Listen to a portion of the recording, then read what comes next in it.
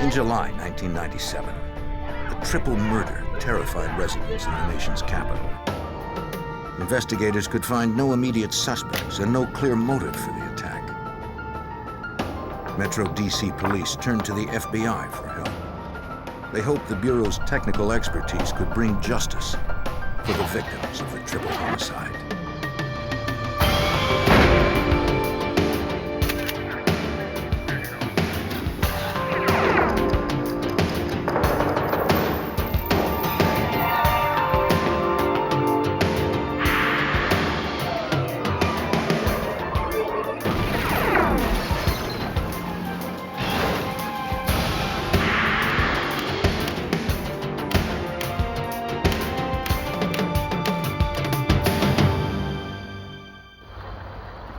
At a Georgetown coffee shop in Washington, D.C., 3 employees were shot to death. Evidence at the crime scene pointed in many different directions. Was this a hate crime, a robbery gone wrong, or an act of cold-blooded vengeance against one of the victims? I'm Jim Kallstrom, former head of the FBI's New York office. What seemed at first to be a senseless act of violence soon grew into a crime of federal proportions.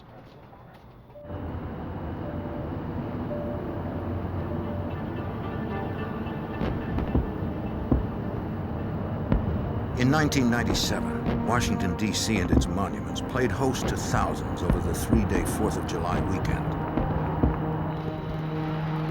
Visitors attended Independence Day celebrations throughout the capital. By Monday morning, July 7th, the holiday was officially over. Inhabitants of the Georgetown section of D.C. were just waking up to face the work week.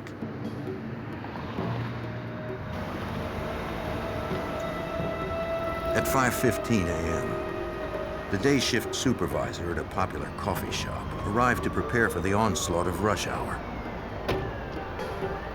She was surprised to see the night manager's car in the parking lot. The shop should have been closed at 8 p.m. the previous night.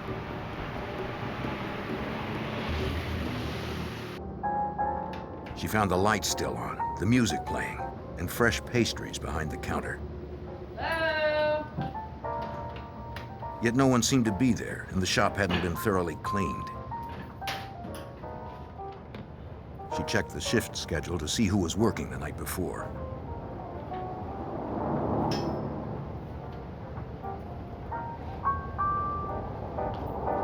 Katie? Katie? She headed toward the back room, searching for her colleagues or some sort of explanation. Katie? There, she found the slaughtered bodies of the night crew. Oh my God! Oh my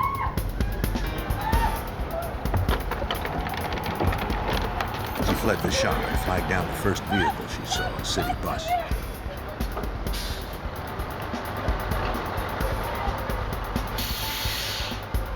The driver called the police.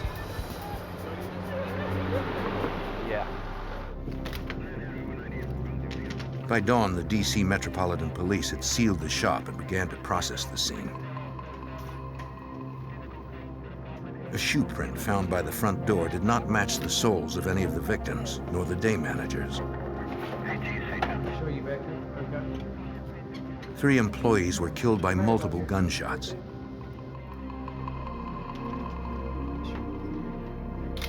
Night manager Katie Mahoney, age 24.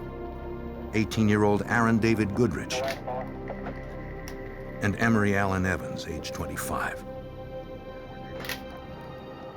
The victims had apparently been caught in the middle of their cleanup routine sometime after closing at 8 p.m.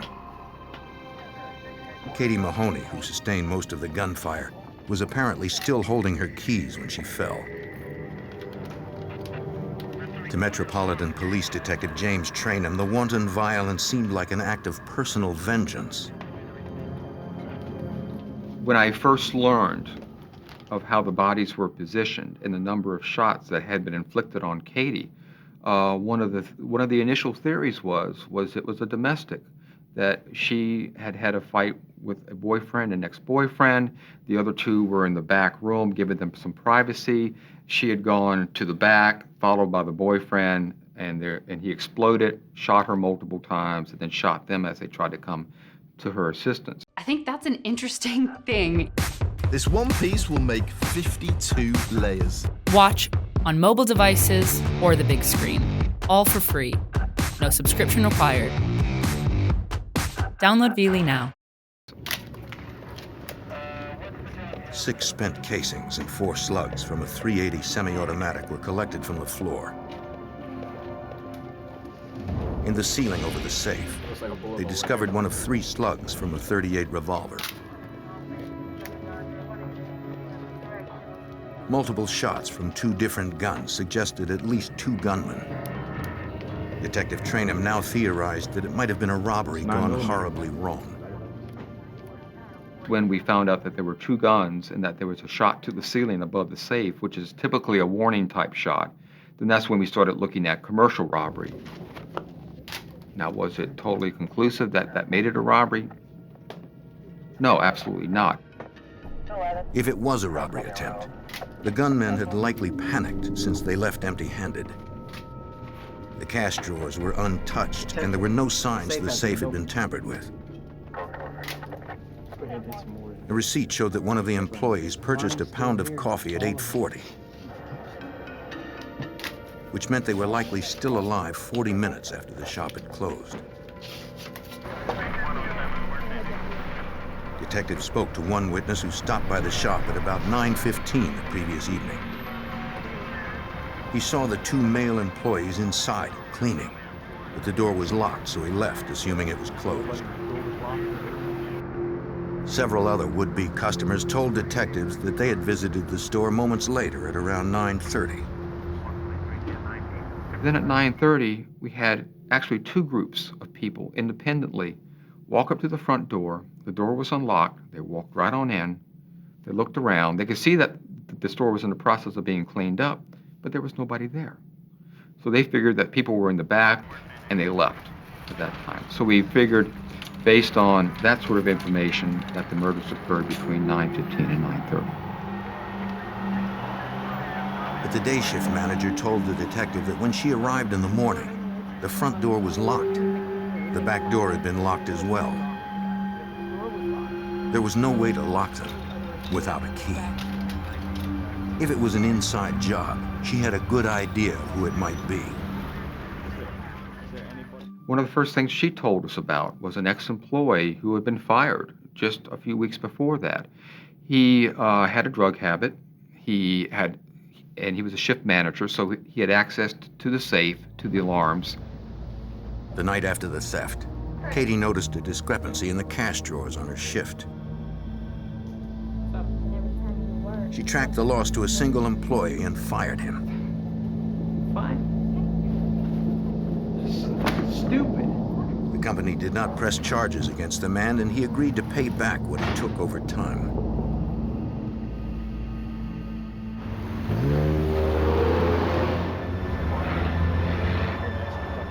Police interviewed the ex-employee at his Georgetown home. He explained that he and Katie had worked out a payback agreement for the money he owed. He claimed to harbor no bad feelings towards her. Investigators photographed the soles of his shoes to compare against the print recovered at the crime scene. They provided no match. He said he was out of town at the time of the murders. His alibi checked out. Thank you. The viciousness of the slayings became clearer at the autopsy. Katie Mahoney had been shot 5 times. Emery Allen Evans had been shot 3 times.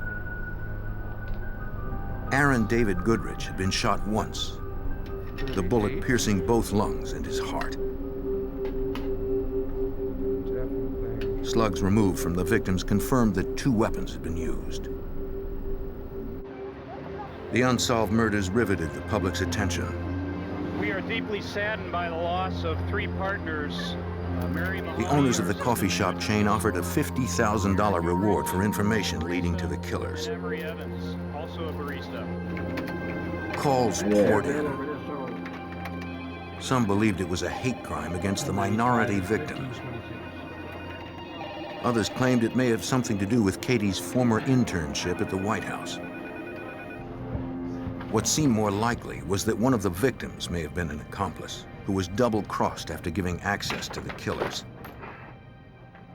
The fact that no money was taken did increase the number of possible theories as to why and actually what happened inside the store. But I think that once we did look into the background of the employees, once we found out what type of people they were, that began to eliminate a lot of the theories. Maybe Katie was supposed to be there. To help focus the investigation, the detective called on his friend from the FBI Washington Field Office, Special Agent Brad Garrett. Over the years, Detective Trainum had come to rely on Agent Garrett's expertise. I've had a lot of experience in analyzing crime scenes, doing victimology, studying offender characteristics, and so it's sort of like another set of eyes looking at a scene. You know, there's nothing magical about it, but I think Jim respects my opinion and asked me initially to come take a look. The next day, investigators returned to the coffee shop to search for more clues. They noted the store had no security cameras, and its alarm had not been breached the night of the crime. The front lock functioned properly and showed no signs of tampering. Perhaps the killers had entered with a key since the door was locked after the murders. The investigators tried to piece together events with what little they knew. They figured that the crew was still cleaning the store just after 9:15. That's when the killers must have burst in. Immediately, the gunmen probably hustled the crew into the back room closer to the safe.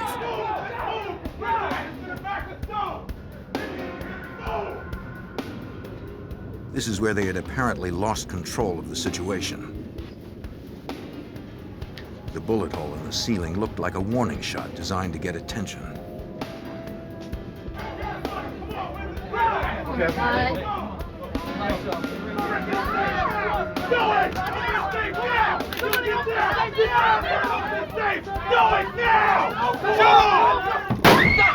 The shot to the ceiling, deafening in the enclosed space, probably only increased everyone's panic, resulting in this triple tragedy. Investigators concluded that robbery, not murder, was likely the gunman's initial intention. They also believed the perpetrators had robbed before and would do so again. It's fairly rare in robbery situations where they kill either the patrons or the employees of the store. So I wasn't really looking at groups that had killed other people. I was looking at groups that came in, guns drawn, were ready to commit violence if they needed to commit violence. So, and again, that's not uncommon for people in robberies, obviously, to pull guns out.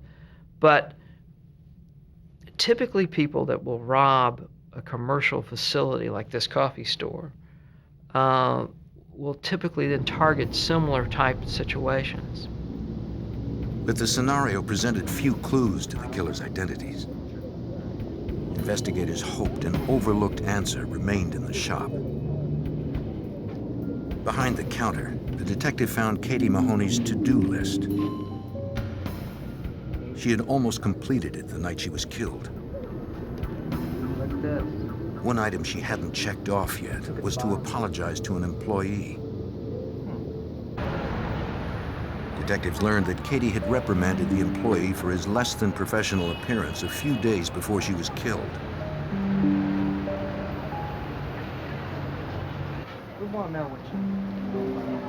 The man said that he bore no grudge against Katie. I was just shooting the pool with my buddy Steve. That's all we were doing. And what's your buddy? He explained that she was sensitive and might have felt concerned that she'd been too harsh with him, but he didn't feel that way. Okay, all right. Investigators confirmed he was with friends when the murders took place.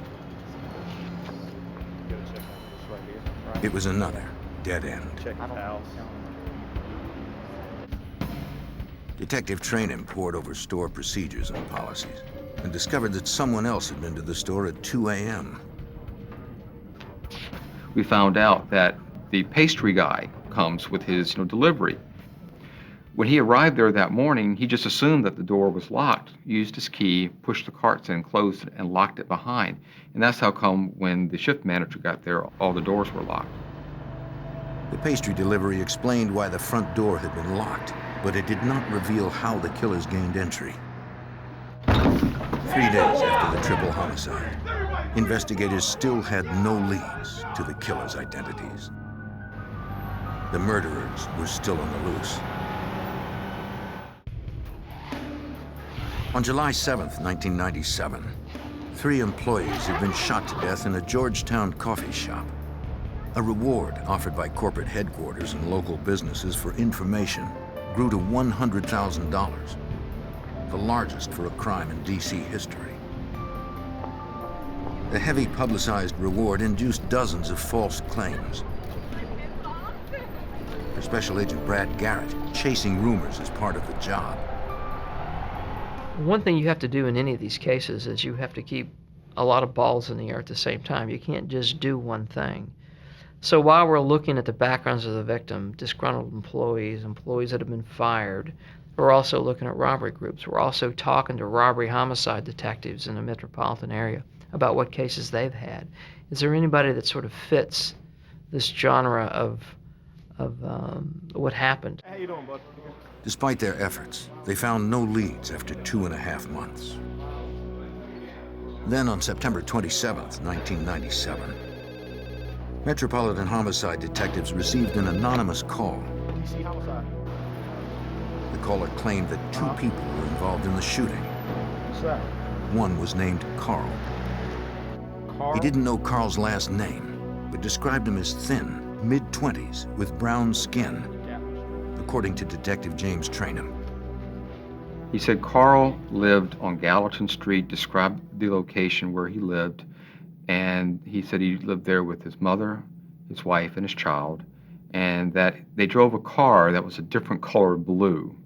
He said, if anybody is telling you anything else, they're wrong. Your name, sir? No. The man promised to call back when he learned more. Detective training. Just got some good information. Investigators checked DMV records and assembled a list of all the cars on Gallatin Street in Washington, D.C. On the 1200 block, they found one registered to a man named Carl Cooper. The car was listed as blue. A criminal background check revealed that 28-year-old Carl Cooper had a record of commercial armed robbery and suspected murder. I got you, man. Go ahead. Carl Cooper and an associate robbed 2 convenience stores at gunpoint in Prince George's County, Maryland in January 1989. When Cooper's associate was later found shot to death, Cooper was the prime suspect, but police never found enough evidence to prove he killed his partner.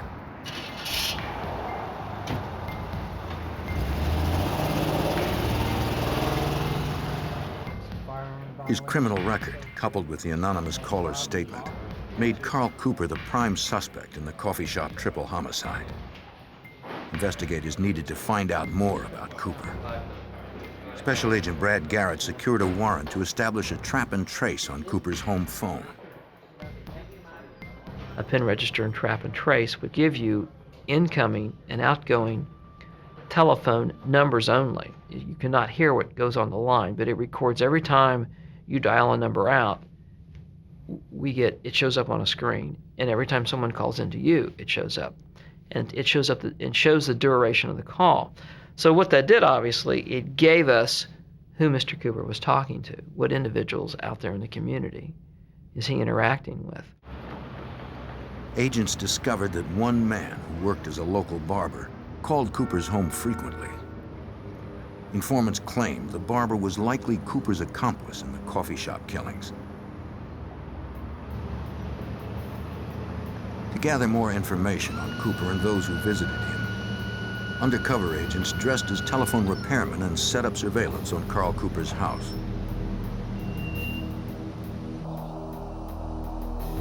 We'd put up a very discreet pole camera outside his house where it would shoot 24 hours a day on his front door to see, obviously, who's coming and going, what hours does he keep, what is his routine, what cars does he get into, who comes to visit him. Agents didn't need a court order since it was public surveillance. They monitored Cooper around the clock and created a videotape record of everyone entering and leaving the They have it house. right on the house, right? Yeah, look. Okay, great. I can zoom up if we need to. Pretty much go any way we want. They identified his child and his wife. The surveillance was not limited to his home.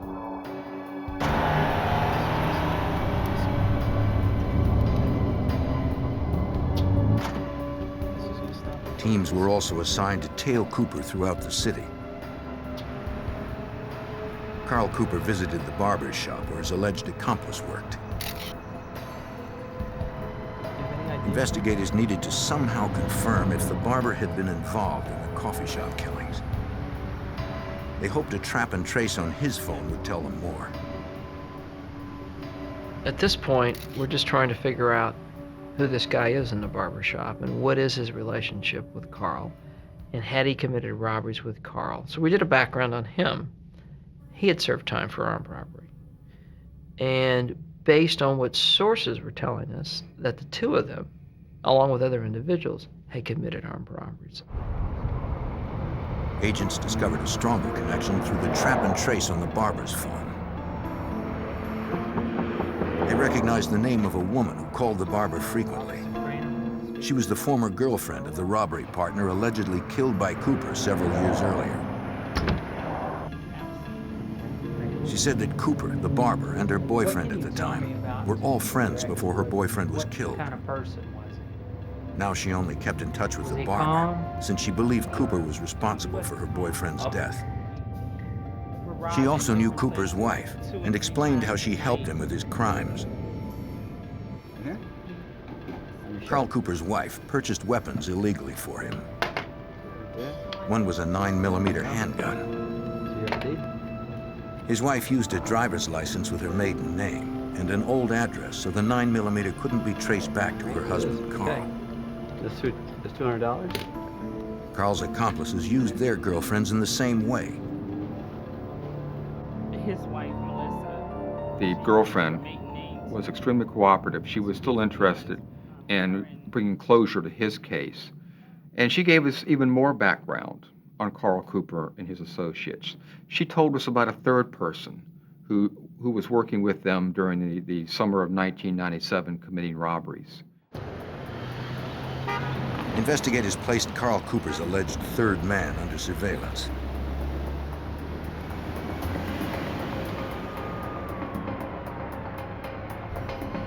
He was a small-time crack dealer.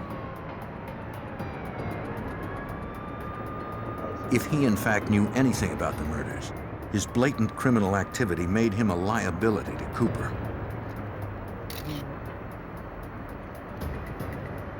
Authorities planned to arrest the dealer after a series of undercover drug buys and force him to come clean about the murder suspect. But it would take weeks, perhaps months, to establish trust and purchase enough crack to charge him with felony drug trafficking.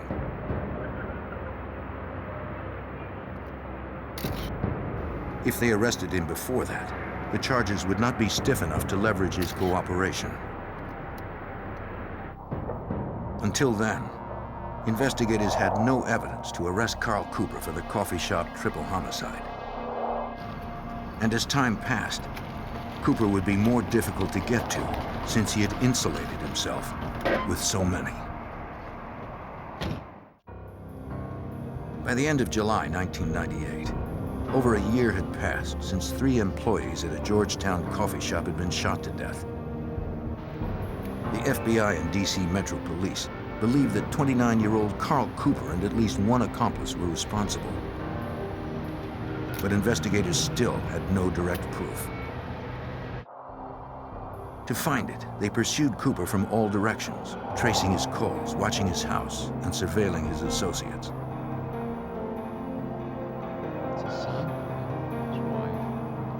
Despite their relentlessness, Cooper remained just out of reach. But investigators did learn that Cooper knew he was a suspect, according to FBI Special Agent Brad Garrett. As you move into these cases further and further, and you talk to more and more people, particularly people on the street, the word's going to get back to whoever you're looking at, if they're out on the street. And it did. I mean, he knew in fairly short order that the police and the FBI were taking a look at him.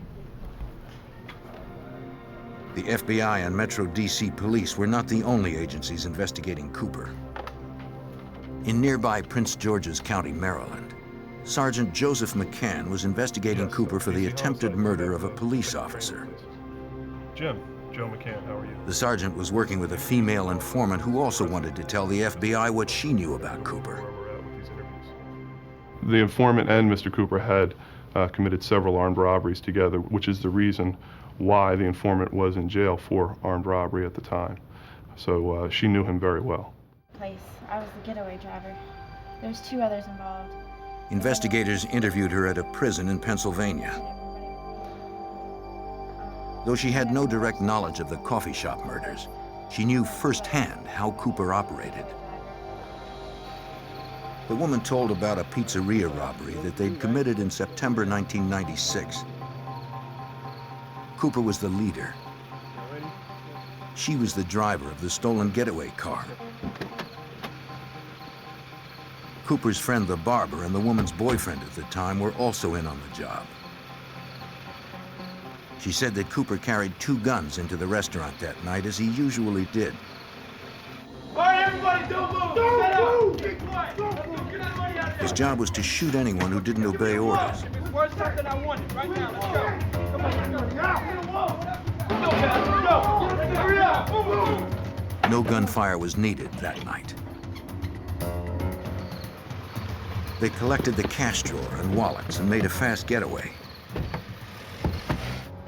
Tell me just as best you can recall what Cooper told you. The informant wasn't finished. She told investigators about another robbery shortly after the pizzeria heist, when Cooper had fired his weapon.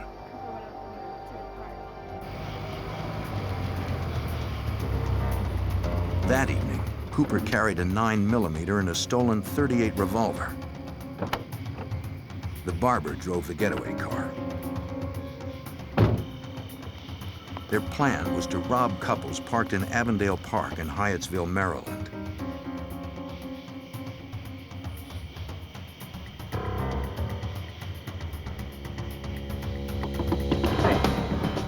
Give me your money. Cooper was unaware that the man he attacked was an off-duty Maryland officer.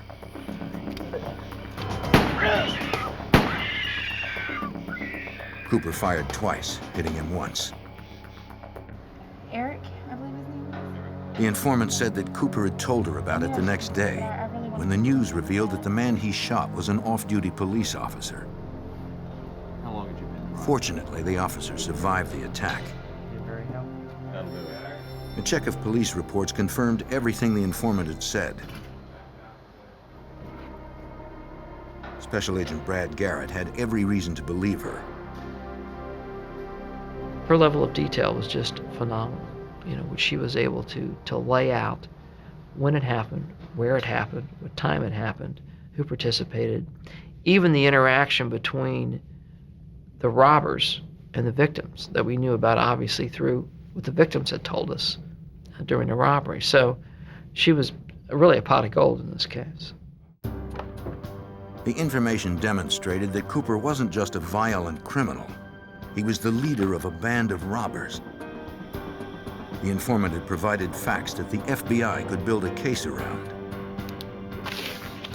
She was basically the first bit of information that, in my mind and in the prosecutor's mind, that really started fitting a RICO case or a racketeering case, where you've got a group that's committing violent acts interstate, robbing commercial facilities, and that we saw through her the real possibility of putting together a federal RICO indictment that would include the coffee store triple murder. Building a racketeering case that proved Carl Cooper was the leader of a criminal organization meant outlining those activities in detail. The FBI secured a warrant to wiretap Cooper's phone. Now they could capture conversations, not just phone numbers. Record any incoming conversations as well. As part of the warrant, they also cloned Cooper's pager number. Anytime someone paged Cooper, the agent's pager would also beep. With everything in place, Detective Trainham hoped to stimulate conversation between Cooper and his associates. They began by inquiring on the whereabouts of the 9mm handgun purchased illegally by Cooper's wife. Well, we knew that his wife had made that purchase of a handgun for him in 1996. So what we did was we went out to the address that she had given the gun shop when she had purchased the gun, and it turned out to be her mother's address. As a ruse to get information, investigators asked the mother if her daughter still had the 9mm handgun. They told her they needed to complete a routine check of its serial number to verify whether it had been used in a crime. Well, she hasn't called me. I have not disowned, I just have not heard. The woman claimed that she had not spoken to her daughter since they had had a disagreement some time ago. Investigators felt sure that she was lying. As we were walking back to the car, a distance of less than 50 feet, Carl's pager starts going off with 911, 911 behind it. And we knew that we had probably struck some kind of nerve there at that point. Already. She doesn't know where she is. The number. I don't believe it. Agents monitoring Cooper's home phone heard the mother call to warn that authorities were looking for her daughter's gun. Hey. All right. It comes again. Cooper's wife tried paging Carl, but he didn't respond.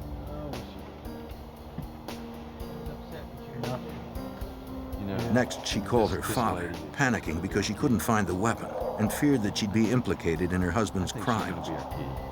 If anybody's going to worry, Carl's wife was on a cordless phone, sitting outside on the front porch, and she's on the phone to one of her relatives, hysterically sobbing about how the police are going to lock her up for this gun, that Carl's done something with this gun, and that she looked in the hiding place in the house and the gun wasn't there, so Carl must have it. And she was just going on and on and on. So then she calls Carl, and he's on his way home. He's on a cell phone on his way home, and she says, "Carl, I'm going to call this police officer right now." And he's screaming at her, "No, no, don't call." I mean, just screaming at her on the phone. After Cooper's wife hung up, investigators went to her residence to speak with her directly. Wife said they were here. They knew she and Carl were home, but no one came to the door.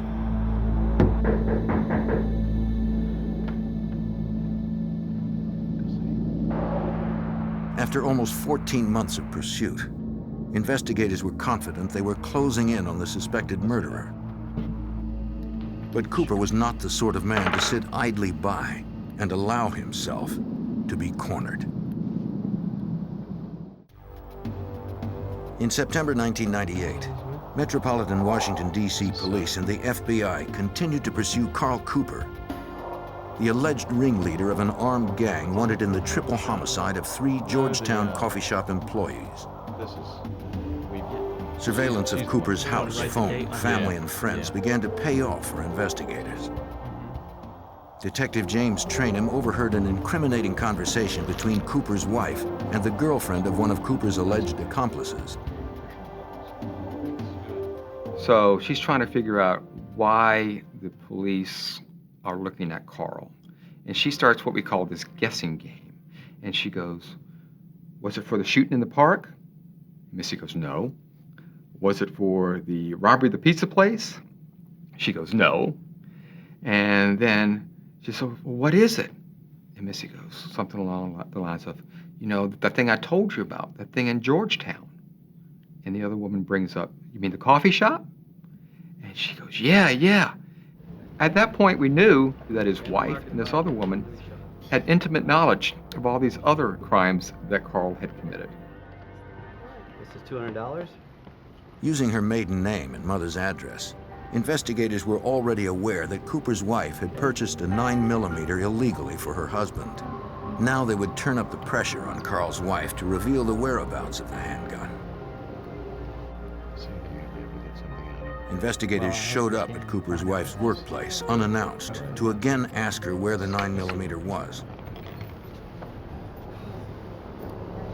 According to Detective James Trainham, they caught her completely off guard, which was their intention. We're here to talk to you about the gun. And when she saw us, it was like she hit a brick wall. I mean, just her face dropped. She began to shake. She became very nervous. And we're, just very, very calm. Mrs. Cooper, we don't know why you're so upset. This is just a routine investigation. You okay at home? Cooper's wife told them that she still had the 9mm handgun, but it was in storage in Maryland. I don't know. Good. She agreed to turn it over to them later that evening at her grandfather's home.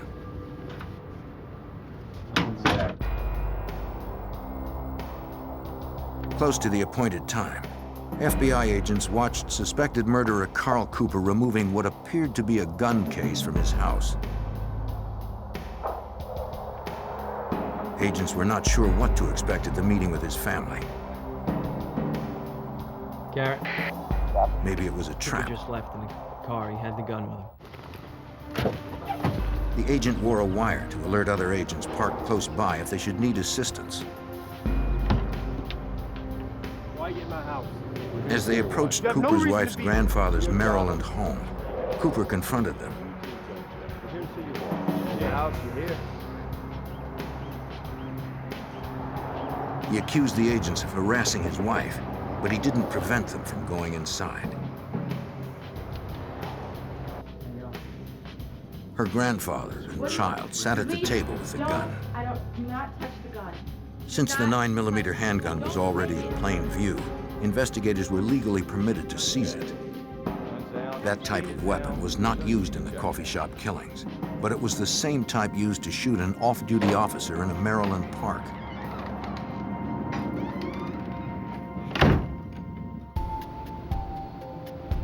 Agents sent the gun to the ballistics lab where it was test-fired and compared to the slugs removed from the wounded officer. Shallow grooves imprinted by the inside of the barrel on each of the slugs did not match. But the marks made by the weapon's ejector pin on the shell casings matched those on the shell casings collected from the crime scene. Experts determined that the barrel might have been switched or altered, but they agreed that this was definitely the gun used to shoot the officer in Maryland, according to Sergeant Joseph McCann. Once we received that ballistic report and we confirmed that this weapon that was registered to Carl Cooper's wife was used to shoot an off-duty Prince George's County police officer, at that point we had entered into a completely different realm in the investigation. It stepped it up considerably at that point. Though investigators had evidence against Cooper for that crime, they had little to charge him for the Georgetown triple homicide or for federal racketeering. To get to Cooper, Special Agent Brad Garrett and his team turned back to one of Cooper's alleged accomplices, a crack dealer who had been under surveillance for months. We set up multiple crack buys from this guy until eventually we got up to a quantity that he faced a mandatory minimum sentence in federal court, and then we arrested him. The key was to get him to help us. Investigators would pressure him to inform on Cooper in exchange for a reduction in his trafficking charges. 1, 2, 3. To avoid years in prison, the dealer agreed to wear a wire. He wasn't as close to Cooper as agents had hoped. But the dealer was close to another one of Cooper's alleged accomplices. Hey, his what's friend up? from the barber shop. Good, good. He called the barber to set up a meeting. If I could meet with you guys.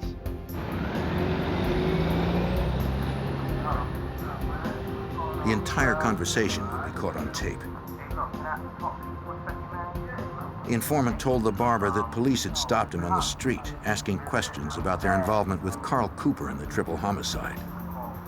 The barber was already aware of the investigation and assured him that he had nothing to do with it.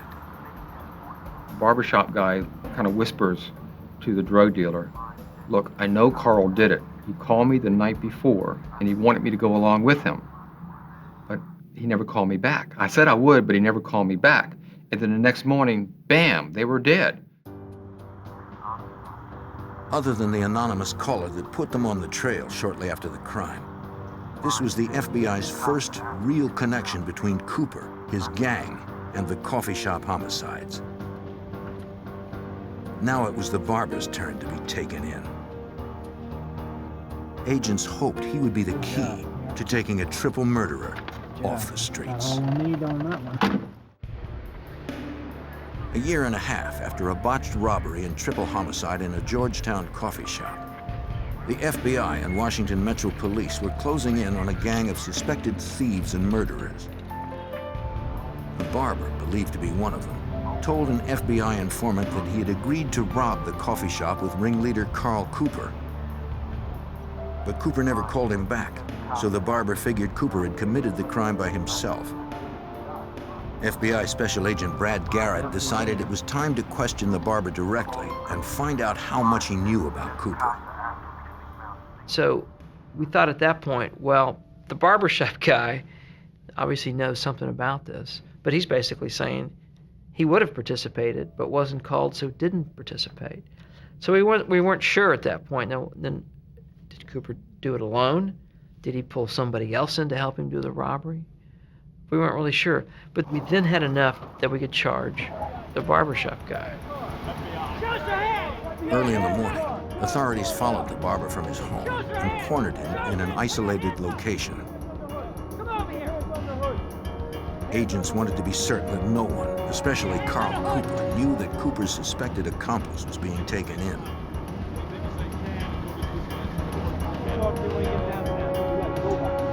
The barber was arrested without incident and transported to the FBI office for questioning.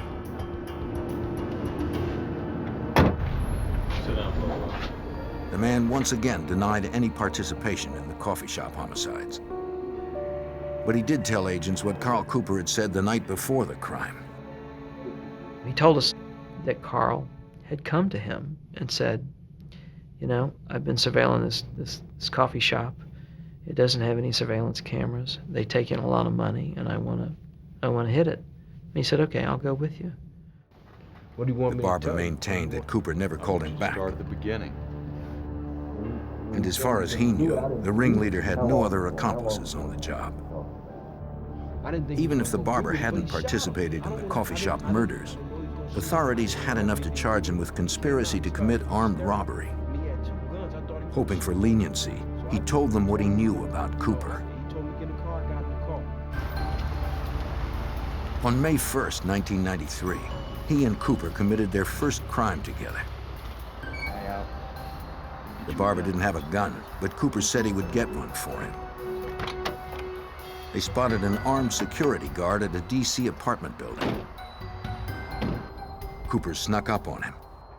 Hey. When the guard tried to draw his weapon, Cooper shot him, then took the dead man's gun. Look, man, I got him. Carl runs to him, and they take off.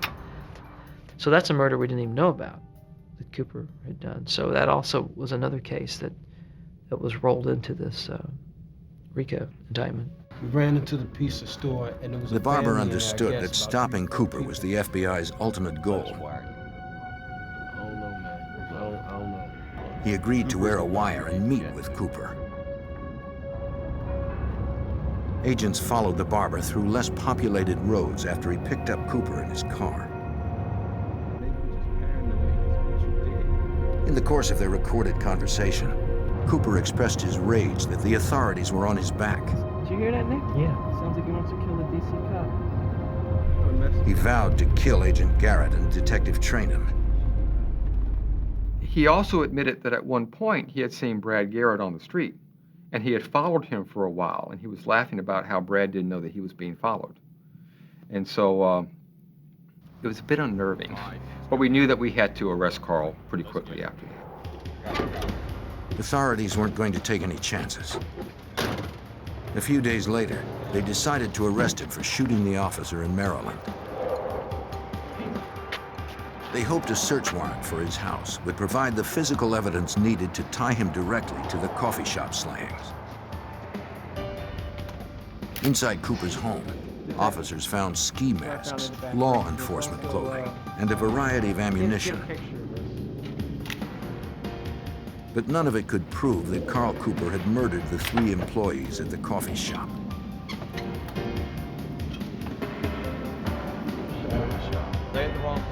The FBI's last hope was to sweat it out of him. Cooper knew that all they had was evidence of conspiracy and hearsay from secondary sources. Despite 2 hours of grilling, Cooper remained steadfast in his denial. Time had run out on the investigation.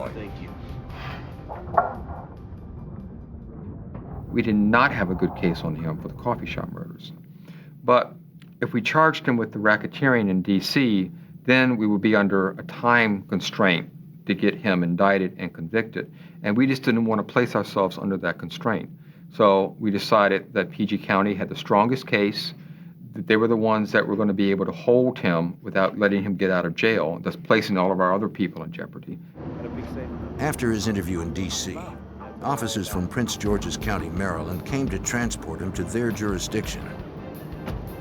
There he would face charges of shooting the off-duty police officer. But Cooper was preoccupied by the FBI's investigation. He demanded to take a lie detector test to prove his innocence. Cooper took one in Maryland, but failed miserably. That's when he finally broke. I think that Carl felt that we had him in a box for the coffee shop murders, and that he was going to be charged with those, and that he was going to go down for those. So he wanted to put his spin on it to put him in the best light possible. Of course, with him being the only person, who could he blame it on but the victims? And that's what he tried to do.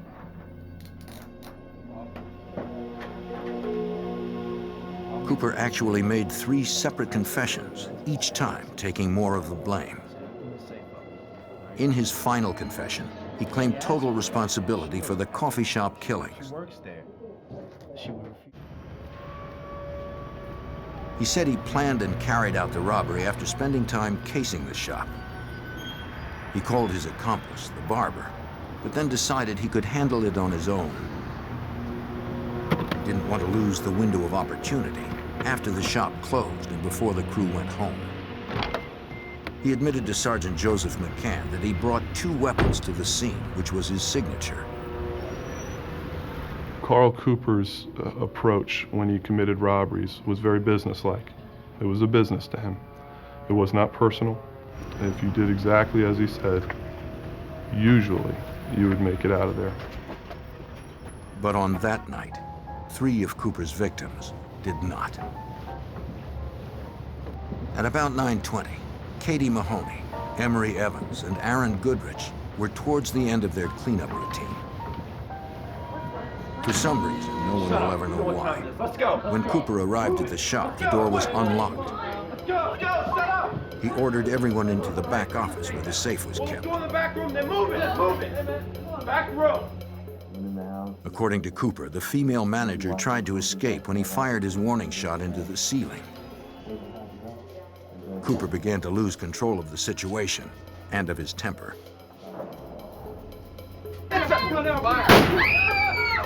He shot her first, then the others.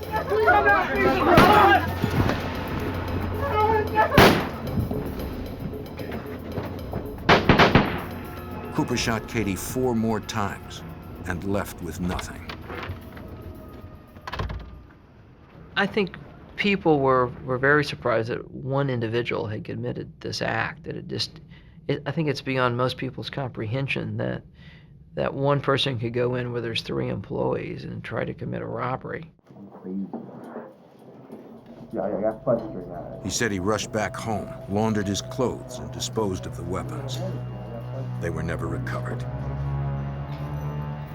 In February 2000, more than 2 years after the triple homicide, Carl Cooper confessed to and was convicted of 48 charges stemming from that crime, as well as the murder of a security guard, the shooting of the off-duty police officer, the robbery of the pizzeria, and leading a racketeering enterprise. By pleading guilty, Cooper avoided the death penalty. This serving a life sentence with no possibility of parole and no appeal.